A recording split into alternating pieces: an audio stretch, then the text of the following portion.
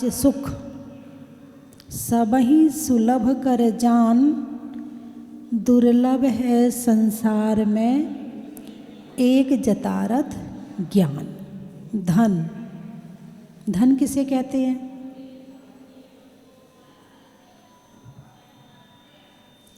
वैसे देखा जाए तो हाथी, घोड़ा, गाय, भैंस आदि को धन कहा है। क्षेत्र यानी खेत, वास्तु यानी मकान, हिरण्य यानी चांदी, सुवर्ण यानी सोना, है ना। क्षेत्र, वास्तु, हिरण्य, सुवर्ण। धन यानी गाय, भैंस आदि। गाय, भैंस आदि को क्या कहा? धन कहा। धान्य यानी अनाज, धन धान्य। ये परिग्रह हैं 10 प्रकार के, 10 प्रकार के परिग्रह बताए हैं। उसमें जो धन की परिभाषा आई है वो धन कहा है गाय, भैंस, घोड़ा, हाथी आदि को धन कहा है। तो धन, कन, धन, कन, कंचन। कन में और परिग्रह ले लो, कंचन में सोना ले लो। धन, कन, कंचन, राज सुख, राज्य का सुख, हुकूमत का सुख, अपनी आज्ञा चलाने का सुख। धन, कन, कंचन, राज सुख, सबहि सुलभ कर जान। ये सारी चीज़ें सुलभ है, कोई बड़ी बात नहीं है। तुम्हारे पास में सोना है, डाकू के पास भी सोना है, चोरों के पास भी सोना है। तुम्हारे पास में मकान है, उनके पास में कोठी, बंगला, गाड़ी है ना। और राज सुख तो तुम्हारे पास एक मकान का, एक घर का सुख है। तुमसे बड़े बड़े बैठे जिनके पास में पूरे शहर का सुख है, जिनके पास में पूरे स्टेट का सुख है, जिनके पास में पूरे देश का सुख है। बात समझ में आई कि नहीं आई? धन, कन, कंचन, राज सुख यानी सबहि सुलभ कर जान। ये सारी चीज़ें सुलभ हैं, कोई बड़ी बात नहीं। कई जन्मों में कई बार मिल चुकी है, कोई बड़ी बात नहीं है। मिथ्या दृष्टि के पास भी ये सब कुछ होता है।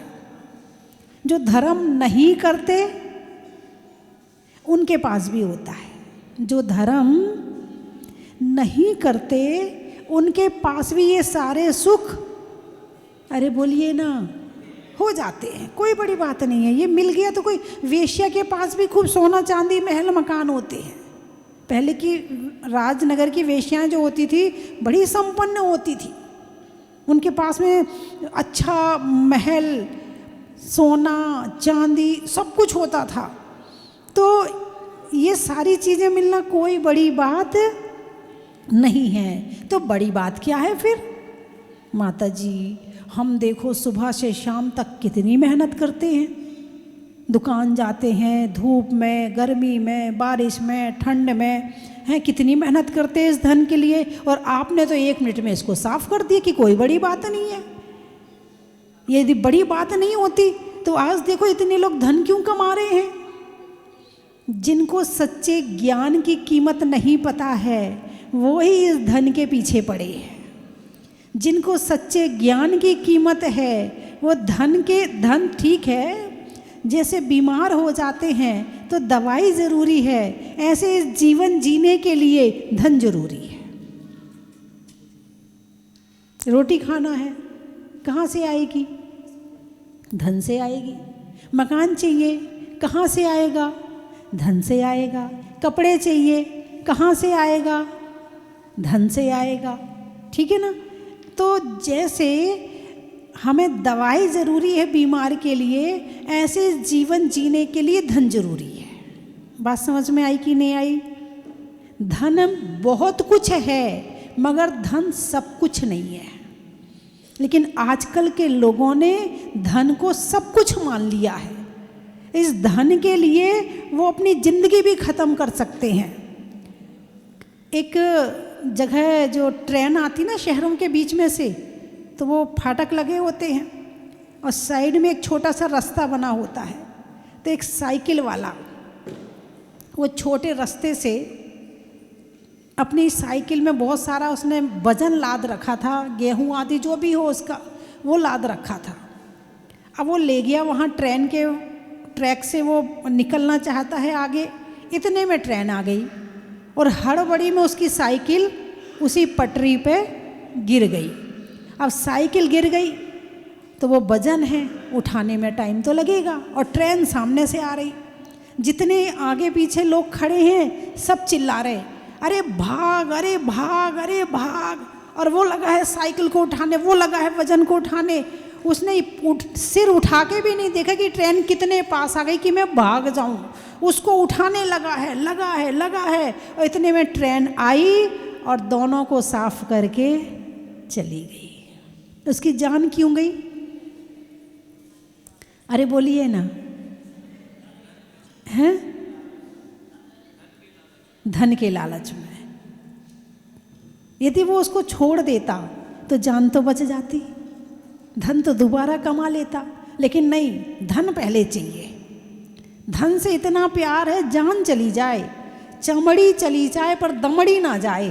कहते ना वो, देसी भाषा में कहते हैं, चमड़ी चली जाए मगर दमड़ी ना जाए। मैं चमड़ी चली जाए, चाहे चमड़ी छील लो हमारी, मगर दमड़ी ना जाए।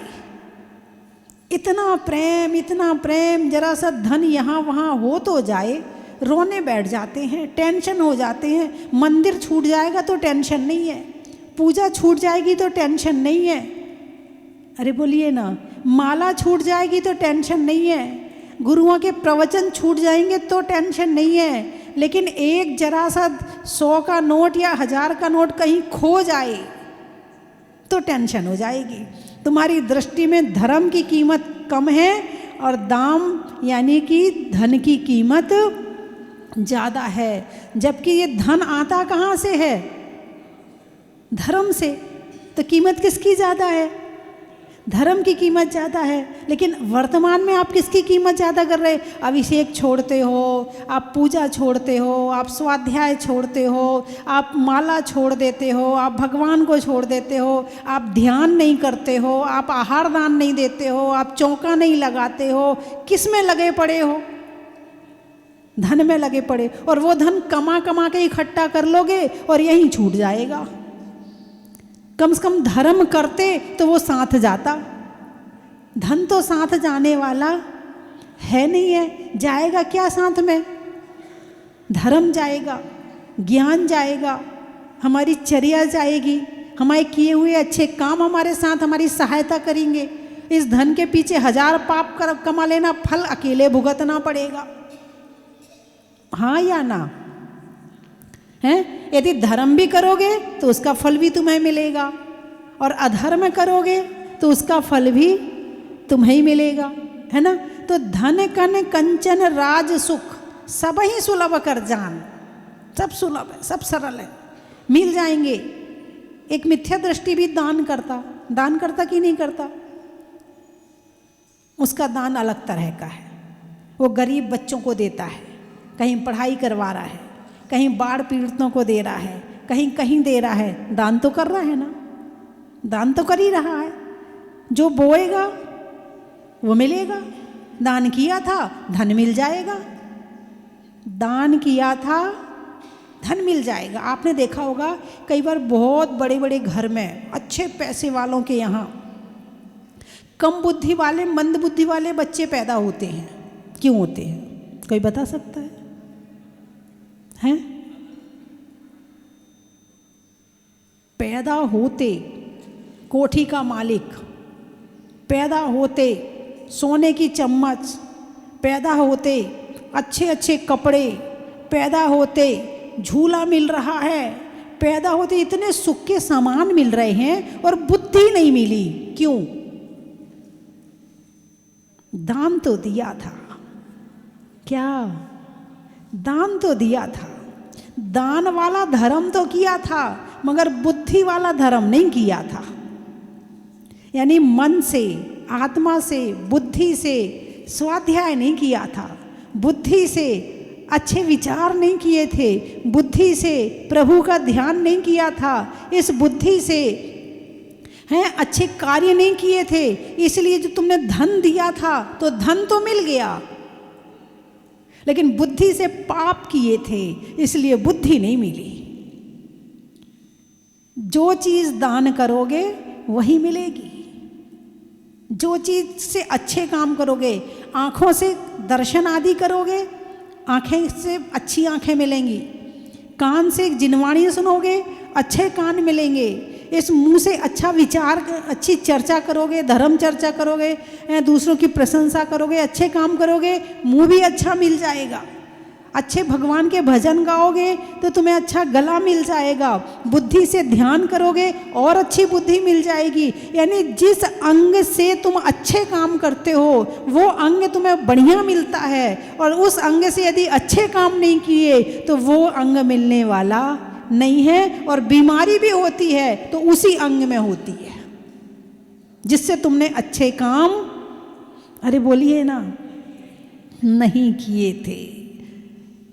बस ये तो प्रकृति है, जो बोओगे वो खेत वाली बात अपने शरीर में घटा लेना। खेत में क्या होती है? मिट्टी। खेत में क्या होती है? मिट्टी। शरीर क्या है? जो बोओगे वो पाओगे। क्रोध बोओगे, क्रोध पाओगे। अभिमान बोओगे, पाप पाओगे। बस ये है, सीधा सीधा गणित है, और ये सीधा सीधा धर्म है कि जो बोओगे, फूल बोओगे तो फूल मिलेंगे, कांटे बोओगे कांटे मिलेंगे, गेहूं बोओगे गेहूं मिलेंगे, आम बोओगे आम मिलेंगे, पुण्य बोओगे पुण्य मिलेगा, और पाप बोओगे तो पाप मिलेगा। सीधा सीधा गणित है, ज़्यादा कुछ करने की, किसी से पूछने की ज़रूरत ही नहीं है, कहीं जाने की ज़रूरत ही नहीं है कि हमने यदि इस जन्म में ऐसे काम किए तो हम अगले जन्म में कहाँ जाएंगे। किसी से पूछने की ज़रूरत नहीं है, जो बोया है वो पाओगे। अब क्या बोया है अब आप देखो, और अभी समय है, जब जागे तभी सवेरा, अभी टाइम है आपके पास बोने के लिए। जैसे कि राजा श्रेणिक 7वें नरक का बंद कर लिया, लेकिन भगवान महावीर का समोशरण मिल गया तो 7वें नरक से पहले नरक में आ गया, कम आयु में आ गया। बोलिए हाँ या ना? मान लो पाप कर्म बंद हो भी गया होगा तो अपने पुरुषार्थ से तुम उसे कम भी कर सकते हो, उसे खत्म भी कर सकते हो अपने पुरुषार्थ से। कौन से पुरुषार्थ से? धर्म पुरुषार्थ से। तो धन कन कंचन राज सुख सबही सुलभ कर जान, और दुर्लभ है संसार में एक जथारथ ज्ञान। दुर्लभ है, मुश्किल है, कठिन है, बड़ी मुश्किल से मिलता है। क्या? ज्ञान। क्या? तो ज्ञान मिलना कोई कठिन बात है क्या? ज्ञान तो मेरी आत्मा का स्वभाव है, मिल गया, कोई दिक्कत नहीं। नहीं, कौन सा ज्ञान? यथार्थ ज्ञान। यथार्थ का मतलब यथार्थ, यथार्थ का मतलब सच्चा, जो चीज़ जैसी है वैसी देखना, ये यथार्थ है। अब जो चीज़ जैसी है आप वैसी देखते हो क्या? अरे बोलिए ना। जो चीज़ जैसी है उसको आप वैसी देखते हो क्या? अच्छा, काले रंग को कैसा देखोगे? काला रंग। लेकिन इसमें अपना क्या मिला दोगे? मुझे तो बिल्कुल पसंद नहीं है काला रंग, ये दिन भर इसको 10 बार मना कर लिया, काले रंग के कपड़े मत पहना कर। ये जब देखो तब काले खरीद के ले आती है, काले काले कपड़े पहनती है। काला रंग काला है। काला रंग अच्छा है कि खराब है? अरे बोलिए ना, काला रंग कैसा है? अच्छा है कि खराब है? चलो आपने थोड़ा सा पॉजिटिव सोचा कि मुंशीनाथ भगवान काले हैं इसलिए अच्छा है, चलो मान लिया। वैसे ज्ञान की दृष्टि से देखा जाए तो काला रंग चलो लाल रंग पूछ लेती हूँ, लाल रंग अच्छा है कि खराब है? कफ जानते हो ना, कफ बलगम है ना, उसमें लग गई और सारा का सारा खा गई। 15 मिनट 20 मिनट के अंदर सारा उन्हें ख़त्म, इतनी चींटियाँ आई कि 15-20 मिनट में सारा कफ खा गई वो। अब मुझे ये बताओ, कफ अच्छा है या खराब है?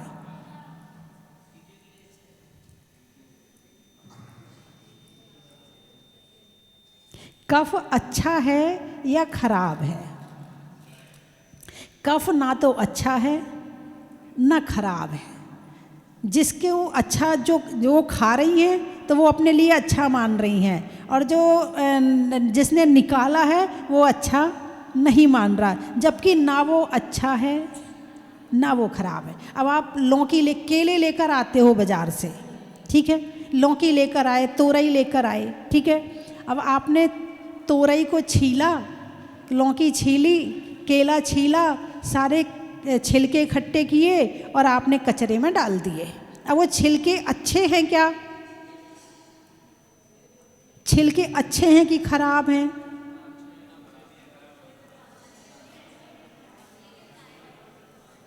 हाँ, मैं ये यथार्थ ज्ञान किसको कहते हैं, मैं वहाँ ले जाना चाहती हूँ। ये आपकी प्रैक्टिकल की चीज़ें हैं। अब वो छिलके अच्छे हैं कि खराब हैं?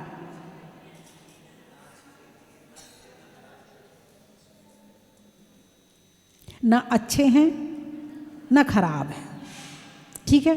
प्रकृति ने जो दिया है ना अच्छा है ना खराब है। तुम्हारे यूज़ नहीं आते हैं तो तुम द्वेष करते हो, तुम्हारे यूज़ में आते हैं तो तुम राग करते हो। इन दोनों दृष्टि से रहित होके देखना, उसको कहते हैं यथार्थ ज्ञान, उसको कहते हैं यथार्थ ज्ञान। ना अच्छा है ना बुरा है, ना किसी की निंदा करना, ना किसी की बुराई करना, और ना किसी पे ज़्यादा आसक्त होना। दोनों चीज़ नहीं होनी चाहिए। इन दोनों के बीच में जो समदृष्टि होती है उसको कहते हैं सम्यक दृष्टि, उसको कहते हैं सम्यक ज्ञान।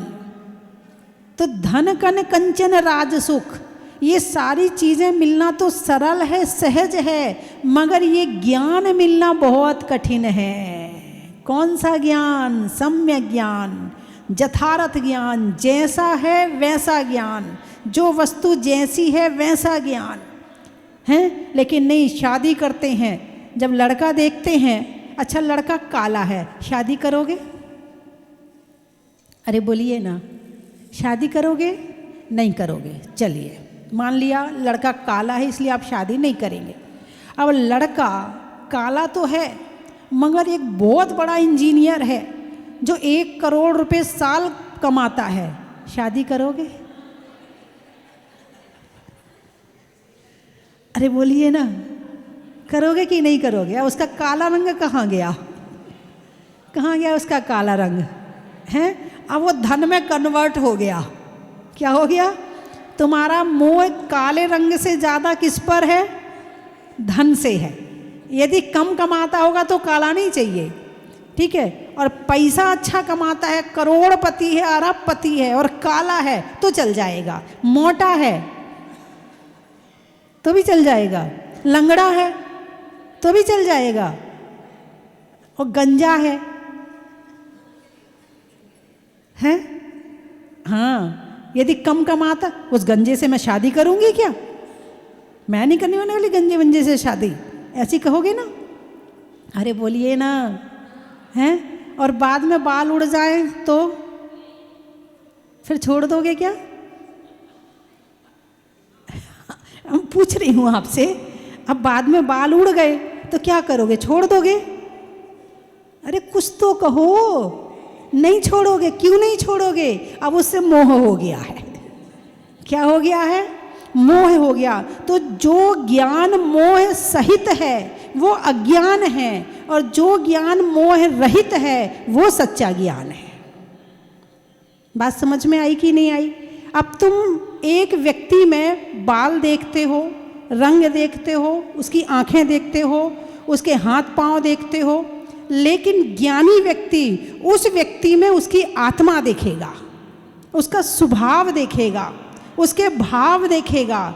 ज्ञानी व्यक्ति को शरीर नजर नहीं आएगा, उसे उसकी आत्मा नजर आएगी।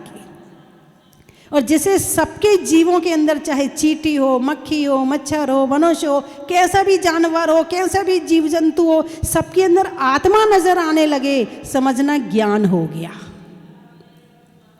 इसमें किसी किताब को पढ़ने की जरूरत नहीं है, इसमें किसी शास्त्र की जरूरत नहीं है। आपने हर व्यक्ति के अंदर आत्मा देख ली और उसके अंदर दया करना शुरू कर दिया, बस हो गया सारा ज्ञान, कहीं जाने की जरूरत नहीं है। हाँ, ज्ञान किसकी, यानी कहीं प्रवचन हो रहे हों तो पूजा भले एक कर लेना, मगर प्रवचन पहले सुन लेना।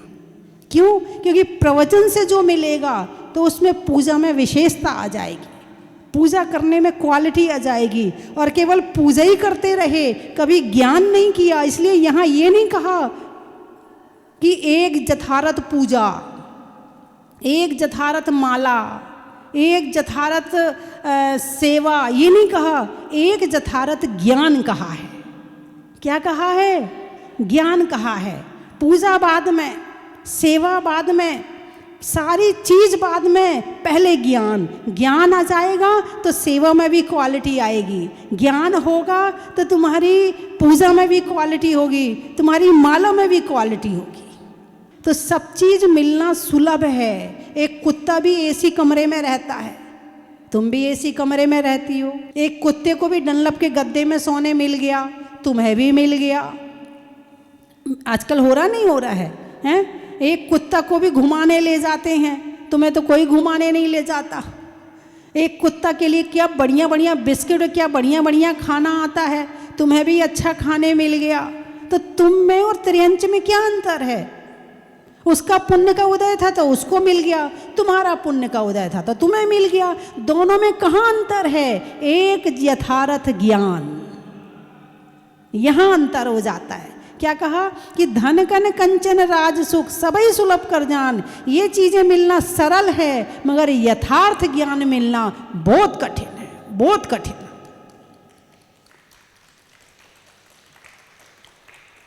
इसीलिए प्रयास पुरुषार्थ यदि करना है तो ज्ञान का करो। जितनी मेहनत करनी है इस ज्ञान को शुद्ध बनाने में करो, क्योंकि ये ज्ञान को कर्मों ने, मोह ने अशुद्ध कर दिया है। और जितना जितना राग और द्वेष से कम होते जाएंगे, उतना उतना मोह क्षय होता जाएगा, कम होता जाएगा, उतना उतना हमारा ज्ञान शुद्ध होता जाएगा। ज्ञान को शुद्ध करने के लिए क्या करना है? राग और द्वेष को वस्तु जैसी है वैसी देखना है, ना अच्छी है ना खराब है। हाय, मुझे तो बहुत खराब शरीर मिला है, मैं तो सुंदर ही नहीं हूँ बिल्कुल। अरे नहीं, इस सुंदर शरीर से, इस असुंदर शरीर से सुंदर आत्मा को देखो। और इसी शरीर में लगे रहे तो ये आत्मा की सुंदरता खत्म हो जाएगी। आत्मा को सुंदर बनाओ, ज्ञान को सुंदर बनाओ, और ज्ञान से ही हमारी क्वालिटी है। बोलिए हाँ या ना? हमारी कीमत किस चीज़ से है? एक महिला अच्छा भोजन बनाती है, हाथ से बनाती है या ज्ञान से बनाती है? हाथ बाद में, पहले ज्ञान है। एक बहुत अच्छा इंजीनियर है, किससे है? ज्ञान से है। एक बहुत अच्छा कलेक्टर है, किससे है? ज्ञान से है। तो हमारी कीमत किससे है? ज्ञान से। भी मंद बुद्धि हो जाए फिर देखो कौन कीमत करता है। तो हमारी कीमत किससे है? ज्ञान से है। जब हमारी कीमत ही ज्ञान से है तो सारा प्रयास किसके लिए करना चाहिए? ज्ञान के लिए करना चाहिए। जीवन के अंतिम क्षण तक, अंतिम क्षण तक क्या करना चाहिए? विद्यार्थी बने रहना चाहिए। हाथ में किताब, फुर्सत मिली हाथ में किताब, फुर्सत मिली प्रवचन, चाहे टीवी से चाहे कहीं से प्रवचन। ज्ञान देने के लिए तो बहुत है दुनिया में, बहुत कोचिंग चल रही हैं, बहुत कॉलेज चल रहे हैं, लेकिन सच्चा ज्ञान वहाँ नहीं है। सच्चा वहाँ तो पेट भरनी विद्या है, कि कैसे अच्छे इंजीनियर बन जाओ, सीए बन जाओ, डॉक्टर बन जाओ और अच्छा पैसा कमा लो, वो विद्या है। लेकिन सच्चा ज्ञान कहाँ है? वो यहाँ है। बात समझ में आई कि नहीं आई? मैं आपको घर नहीं छुड़वा रही, मैं आपको परिवार नहीं छुड़वा रही, अपने ज्ञान को सही बनाओ, बस इतना ही कह रही हूं। तो मेरी बात आपकी समझ में आ गई? अरे बोलिए ना, है? किसी को भोजन कराओगे तो एक दिन का जीवन मिलेगा, किसी को औषध दान दोगे तो एक बीमारी ठीक होगी, दूसरी बीमारी हो जाएगी, है ना? और किसी को अभय दान दोगे कि भाई चल तुझे हमने मारा नहीं, जिंदा छोड़ दिया, अभय दान दे दिया, तो अभय दान वो कभी ना कभी तो मरेगा। लेकिन ज्ञान दान दोगे तो उसकी आत्मा तृप्त हो जाएगी, और जिसकी आत्मा तृप्त हो गई बस उसे कुछ नहीं चाहिए। फिर भोजन में जितना स्वाद नहीं है उससे ज़्यादा स्वाद ज्ञान में है। यदि एक दिन भोजन ना मिले तो तुम गुस्सा करोगे, लड़ोगे, भिड़ोगे, और जब ज्ञान आएगा तो उपवास करके खुद ही छोड़ दोगे। हाँ या ना? है तो क्या जरूरी है? हाँ, एक साड़ी कम आ जाए, कुछ हो जाए, नहीं कोई बात नहीं है, शांति रखो। क्या करना? ज्ञान प्राप्त कर। मुझे अच्छी किताब ला के दो, मुझे अच्छे शास्त्र ला के दो, साड़ी मत लाओ मेरे लिए, मगर मुझे अच्छे शास्त्र ला के दे दो। लेकिन यहाँ तो घर में जितनी रखी हैं उन्हें और मंदिर में उठा के रखाते हैं। कौन पढ़ता? हमारे यहाँ कोई नहीं पढ़ता है। सारी सुख की सामग्री कहाँ रखती? मंदिर में भेज दी। अब घर में दुख आ रहे हैं, अब परेशान हो रहे हैं। क्यों हो रहे परेशान? अब सुख की सामग्री तो सारी मंदिर में भेजाए। हाँ या ना? मंदिर सारी जितनी फोटोएं थी गुरुओं की और जितनी भगवानों की, सब एक छोटा सा कमरा बनाया, सारी उसमें भर दी। जो सुख के साधन थे सारे तुमने अलग कर दिए अपने घर से। अब कहाँ से सुख आए? अपने घर के हर कमरे में भगवान की फोटो होनी चाहिए। यहाँ से भी लेके जाना, आप जरूर लगाना। तुम्हारे घर में छोटा बच्चा होगा, जितने बार देखेगा उसके हृदय में भगवान आएंगे, जय हो जय हो। और तुम छोटे से कमरे में घुसा दोगे, उसे भगवान ही नजर नहीं आएंगे, उसके संस्कार ही नहीं पड़ेंगे भगवान के उसके अंदर। इसलिए गुरुओं के फोटो अपने घर के बाहर वाले कमरे में लगाओ। तुम्हारे घर में कोई आएगा, अच्छा ये तुम्हारे भगवान जी हैं? वो पूछेगा तुम्हारे, हाँ ये हमारे भगवान जी, ये ऐसे क्यों बैठे हैं? तो भगवान की चर्चा भी करेगा। और सारी फोटोएं तुमने घर के अंदर घुसा दी तो कहाँ धर्म की चर्चा होएगी? चलने में पात का, मित्रों में साथ का, तीर्थंकरों में मुनि सुब्रत नाथ का बड़ा ही महत्व है। हिंदी में मात्रा का, स्कूल में छात्रा का, आज आपकी जहाजपुर की यात्रा का बड़ा ही महत्व है। आत्मा में एक का, मनुष्यों में नेक का, करने में भगवान के अभिषेक का बड़ा ही महत्व है। लगाने में नारा का, आकाश में तारा का, करने में भगवान की शांति धारा का बड़ा ही महत्व है। त्रियंचों में बिल्ली का, डंडा में गिल्ली का, आने वालों में दिल्ली का बड़ा ही महत्व है। गाने में सुर का, नृत्य में नूपुर का, आने वालों में जबलपुर का बड़ा ही महत्व है। औरंगाबाद, अच्छा। नहीं होने में विवाद का, खेत में खाद का, आने वालों में औरंगाबाद का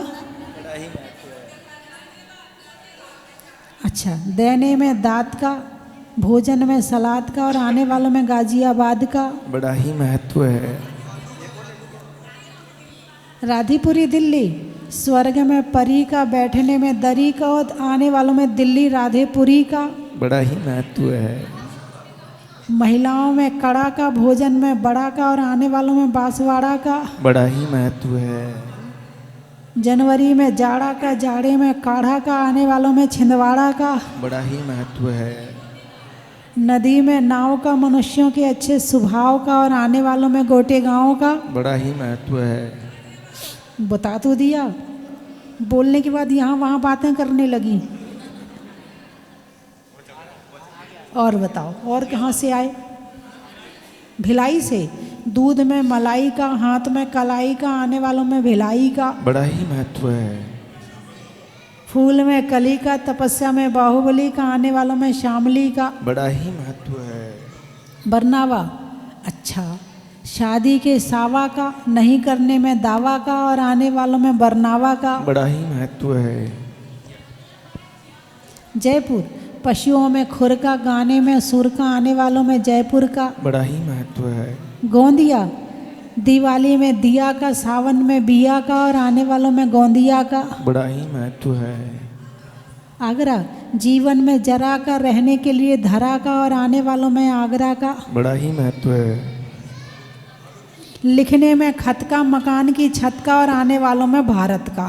बड़ा ही महत्व है। यहाँ पर वास्तव में आके एक अद्भुत सी जैसे एनर्जी अपने अंदर जनरेट हो जाए, चाहे गेट से प्रवेश करते ही हो या मुनि सुब्रतनाथ भगवान का अतिशय कहें या माता जी का आशीर्वाद, और यहाँ की व्यवस्थाएं वास्तव में पूरे हिंदुस्तान में अगर देख लो ना, वहाँ पर इतनी अच्छी व्यवस्थाएं नहीं होंगी जितनी अच्छी व्यवस्था स्वस्ति धाम में रहा कर होती है। आज माता जी के हमारे दर्शन हो रहे हैं। इसकी जो प्रेरणा है मुझे मेरी माता जी से मिली, और मैं धन्यवाद अपनी पत्नी का करना चाहूँगा जिनकी इच्छा से मैं यहाँ पर आया। यहाँ आकर ये जो प्रांगण है बहुत ही सुंदर, अलौकिक, अनुपम, भगवान जी की प्रतिमा नयन अभिरामी, और माता जी के सानिध्य में हम सब उनके कृतज्ञ हैं और बड़े भाग्यवान हैं कि आज हमें ये मौका मिला है कि उनके मुखारबिंद से हम कुछ सुने और उसको आचरण में अपने रखें।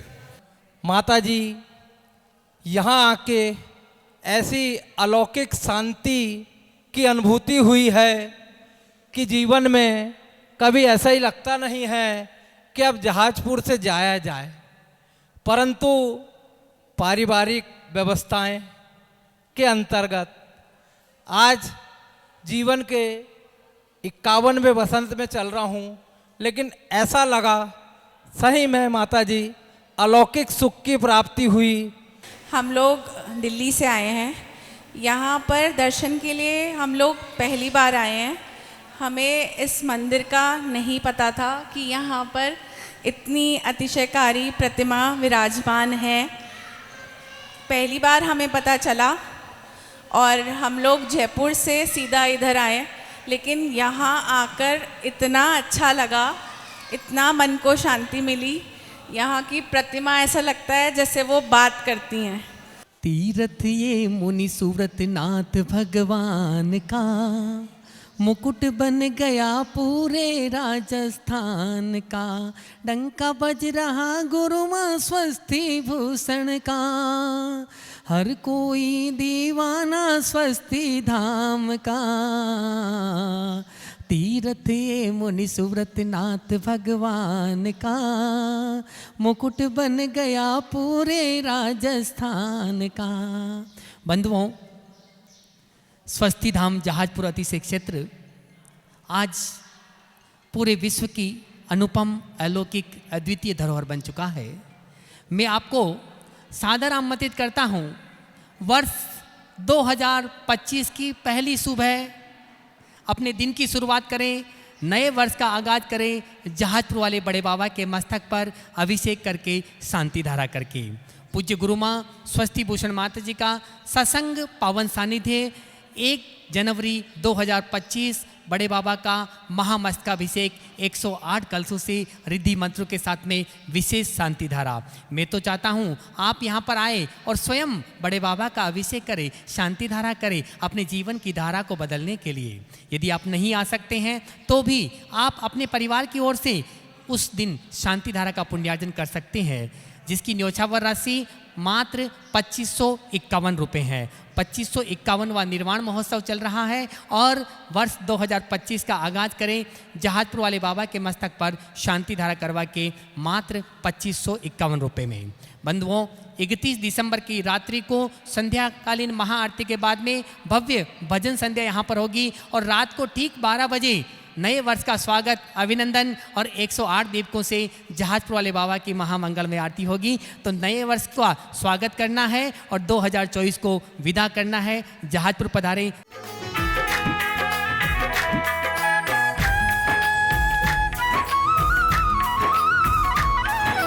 मंगलवार को मंगलकारी मंगल करने प्रगटे, दर्शन करते ही आशीषों के भंडार हैं भरते।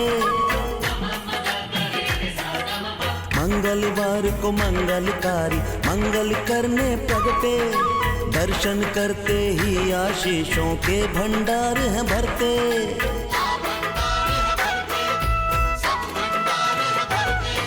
स्वस्ति धाम में जाकर चन की थाल को सजाओ रे आज, रत्नों की थाल को भर लाओ रे आज। आओ आओ करे रे गुणगान आरती भगवन की, आओ आओ करे गुणगान आरती भगवन की। आओ आओ करे रे गुणगान आरती भगवन की।